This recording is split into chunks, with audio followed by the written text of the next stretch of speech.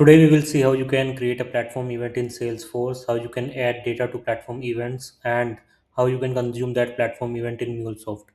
So to create a platform event, you need to go to setup and search for platform event.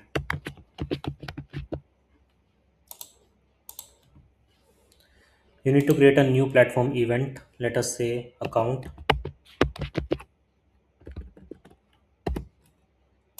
and the plural will be accounts, object name account, and this is everything we need to configure here.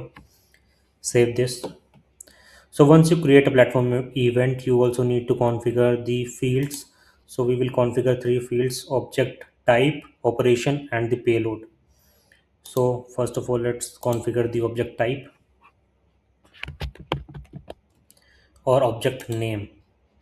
Length will be, let's say, 255, and save this. Second field we have is operation.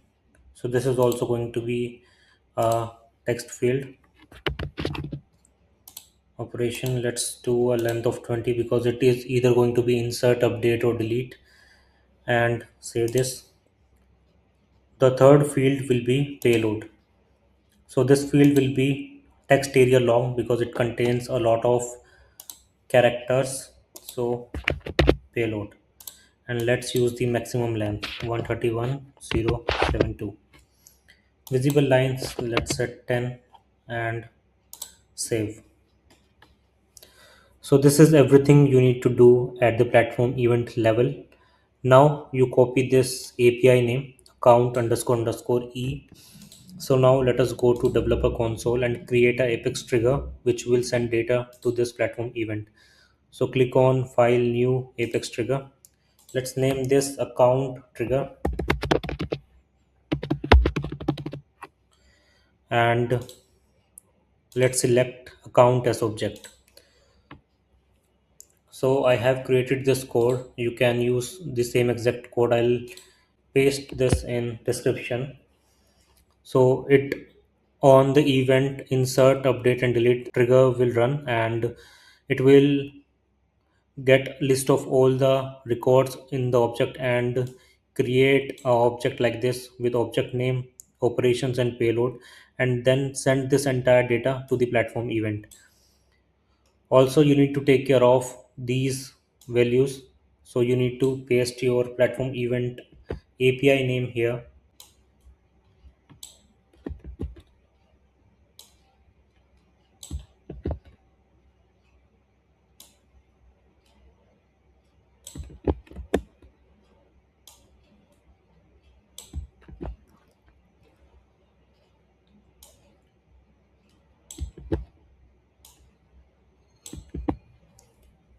And also you need to check these names, so these should match the field name that you have created in your platform event.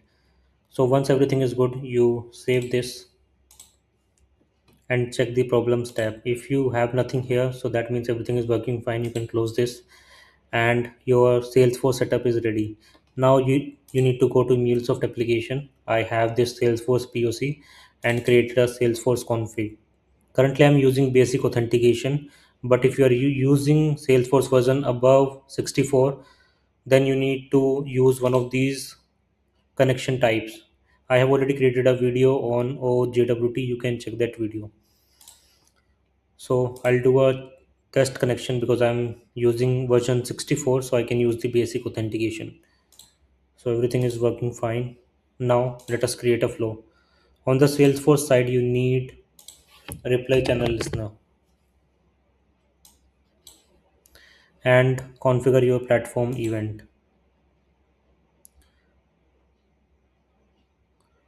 So let's first refresh this once. Again, copy API name. If it does not populate, you can write it manually. Okay, seems like it is not working, so I'll write this manually. Event hyphen account underscore underscore e, and also you need to select the from last reply ID. You can also select only new. So whenever your application is running and a new platform event is created, so it will consume that. And to add some reliability, you can use from last reply id. So I'm going to use from last reply id. Also, I'm going to use a transform message and a logger.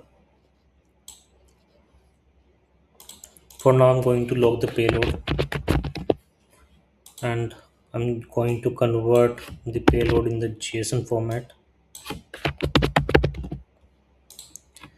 and run the application.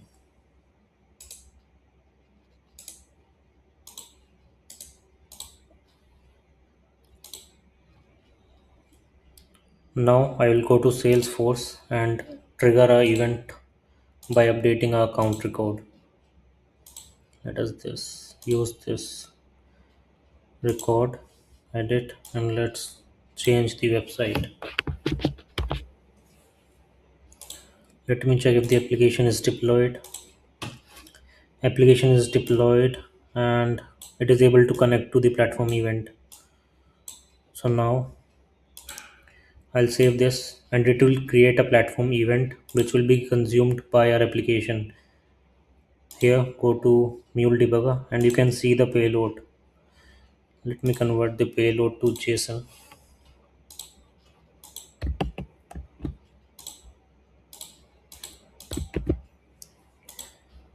So this is the payload we have. Here we are getting entire payload as a string, so you can convert this using the read function. And we are getting the created by ID payload and operations and object name. So to convert the payload, what we need to do is